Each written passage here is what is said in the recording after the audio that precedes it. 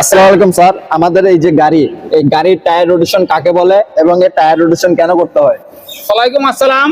গাড়ির tyre rotation কাকে বলে? গাড়ির টায়ার রোটেশন হলো গাড়ির টায়ারের স্থান পরিবর্তন করা।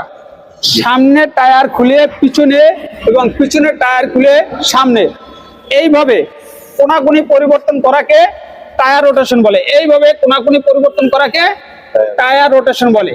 এবং এই টায়ার রোটেশন 1 মাস কি 1.5 মাস পরে এই গাড়িটির টায়ার রোটেশন করতে হয়, কেননা গাড়ির টায়ার একইভাবে সমানভাবে ক্ষয়প্রাপ্ত হয় না, কোনো জায়গায় বেশি হয়, কোনো জায়গায় কম হয়।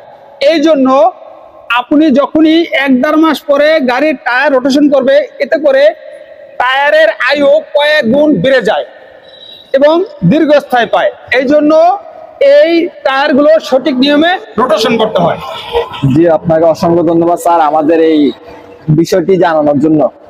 আপনাকে অসংখ্য ধন্যবাদ ভালো একটি বিষয় আমার কাছ থেকে জানার জন্য। প্রিয় ভিউয়ার্স, এরকমের আমাদের নিত্য নতুন ভিডিও পেতে পেজটিকে ফলো দিয়ে পাশে থাকবেন।